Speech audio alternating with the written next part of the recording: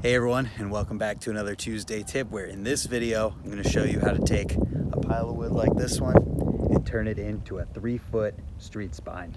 Let's get into it. Yo! Air 5.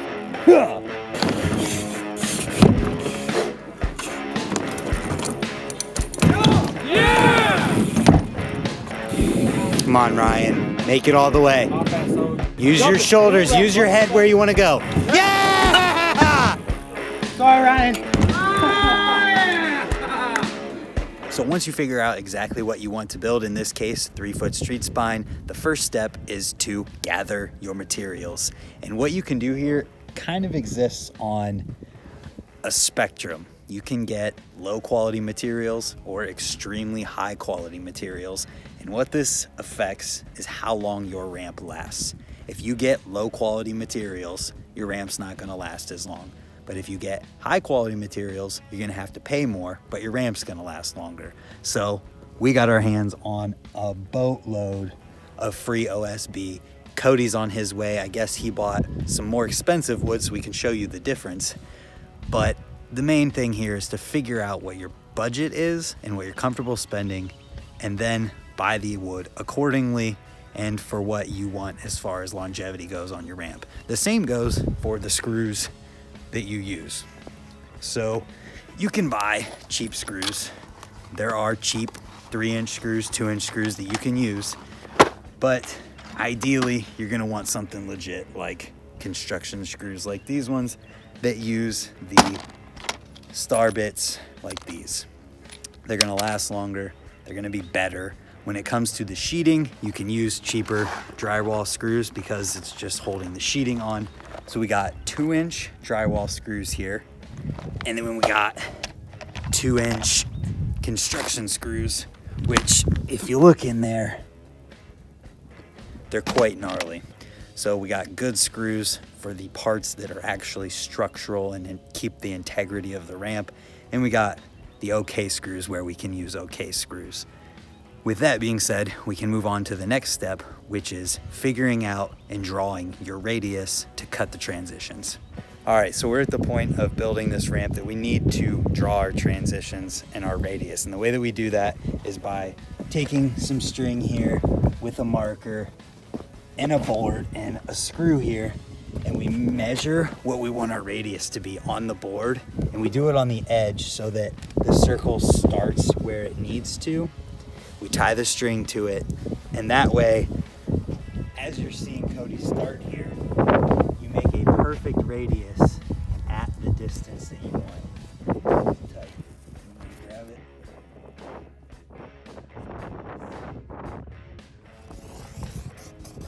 That's definitely over 3 feet.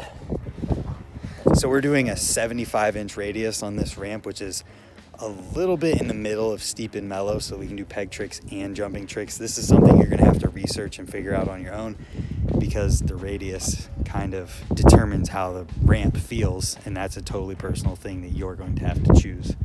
So as you can see, we've got our radius drawn, and what we need to do is measure up 3 feet on our quarter so we know where it actually needs to stop. Take the tape, put it at 3 feet, and mark where it stops at, so right there. Now make a straight line across so we can have a little bit of deck for our 2x4 on top.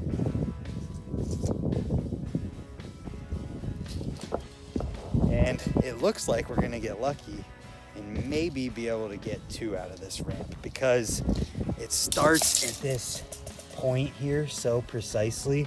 We really don't need to start cutting till about here, and that's about how much we have on that side. So it looks like this piece of wood is going to get us 2 sides, which if it was a full 4x8 sheet, you're guaranteed get 2 sides normally. Once you get your radius drawn, you're ready to start cutting, and that's what Cody's gonna do. He's using a jigsaw. A circular saw can work. There's a lot of different options. Jigsaw is what's mainly for this option, but a circular saw does work if you have to let it.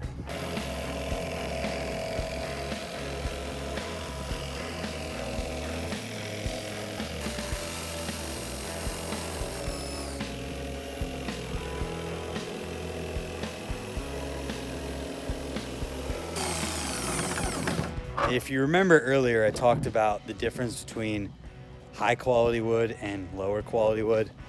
This is what I was talking about. Cody got legitimate plywood versus OSB, which is this type of wood here.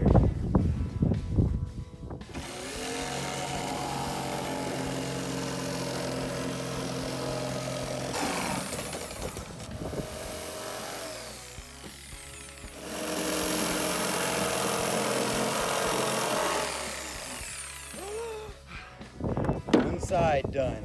And really you only have to measure and draw one radius, because once you get one done, all you have to do is flip it over and trace it to draw all the others that you want that are going to be the exact same. And you want to make sure everything is square all the way through.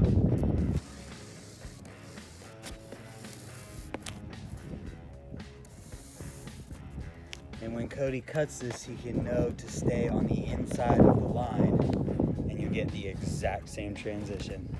I just want to point out real quick, when you're doing this, don't be like Cody. Wear safety glasses. Yep, wear glasses.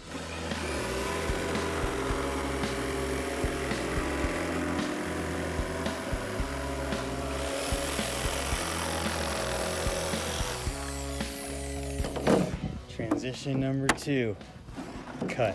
So the next step after you cut your radius is you need to cut your 2x4s to the right length. Even if you bought 8-foot 2x4s, if you're making an 8-foot wide ramp, because these are 3/4 of an inch and your 2x4s are 8 foot, your plywood is not going to cover the side pieces if you don't cut your 2x4s to a little bit shorter. So you're going to want to cut your 2x4s.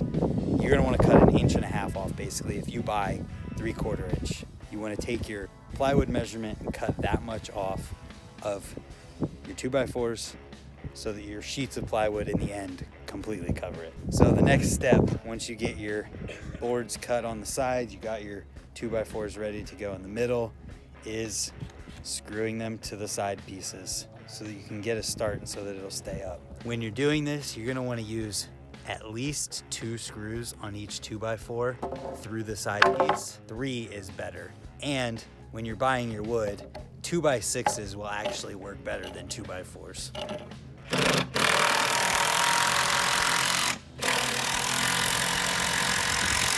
Pretty high. Do it.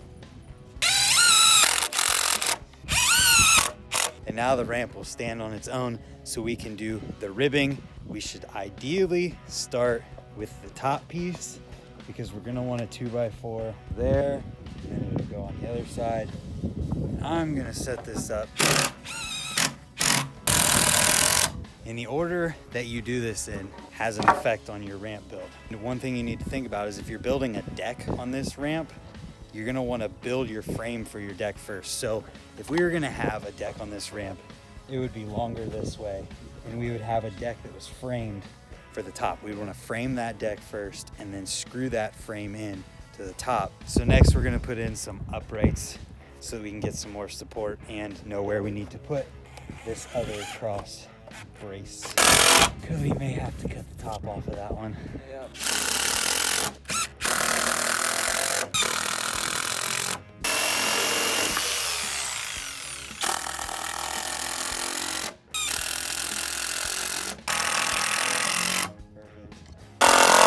So once you get to this point, another thing to consider too is whether or not you're going to use coping, which if you are, you're going to have had made considerations for your side piece before that because a notch has to come out of there in order for coping to go in, and we're not going to get into that because we're not using coping on this, but you're going to want to think about that whenever you're doing this. But at this point, you should be ready to just put your ribbing in. And what that means is you literally are going to put wood about 8 inches apart, spaced all the way down to the bottom before you can put your face and your sheeting on it. And just to show you guys why we cut off 1.5 inches from our 2x4s, it's so that whenever we measure the width of the ramp itself, it's 8 feet, so that our sheeting that goes across the front covers the entire thing and not just our 2x4s. All right, so when we get to the point where we need to put our ribs in, we need to measure them about 8 inches apart all the way down. So I'm measuring 8 inches all the way down to the bottom.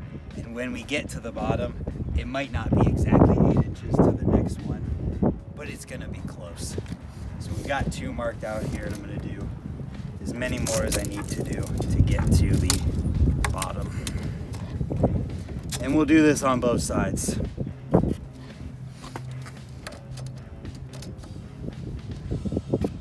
Look at that, exactly 8 inches to the last one.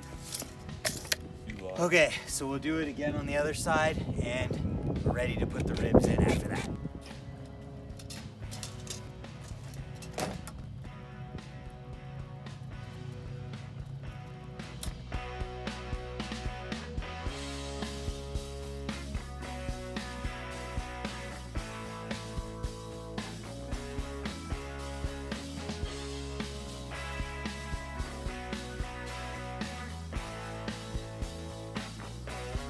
You'll notice here we've got 2 doubled up here because that's how they were with the leftover wood I had, and we put it in a place where, using a 4x8 sheet of plywood, when it gets to this point, that's where the end is going to be, and there's an overlap of plywood. So rather than trying to split the difference and have plywood stop and start here, we have it so that it each gets its own 2x4. For the sheeting in the face of the ramp, we've got these 2-inch drywall screws that have threads all the way up them. We're gonna put those in all the way up the ramp, all the way along the ribs. And we're gonna put in probably 5 along through each rib, and then we'll alternate and put them in the middle on the second layer. So we're gonna do 2 layers of this. If you notice here, we've got what appears to be 3/8, maybe close to a 1/2 inch sheet of plywood. That's what we're using for the base layer. Then we've got better plywood for the top, which will be smoother. You can do this, there's kind of varying different ways you can do it, but we're gonna do it this way, and we're gonna get these sheets on here. So cue the time lapse.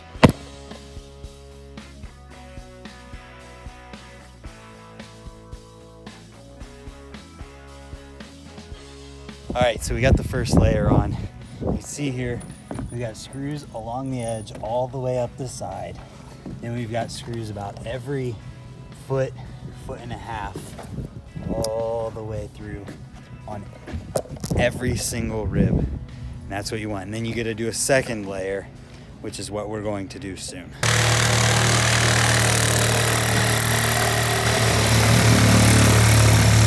And that's how you take care of overlapping plywood on the top.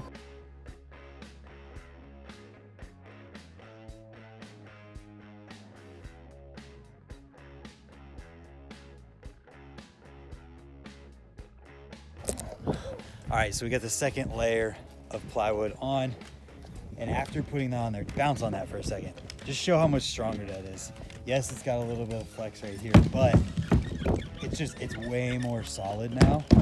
Yeah, it's way more solid. So we're gonna put this last layer of nice thin wood on the top, and then we should be done with this side. But before we do that, we're gonna put our 2x6 on the very top so that we know where we need to go with it. Right up to you. Yep, it's gonna be good.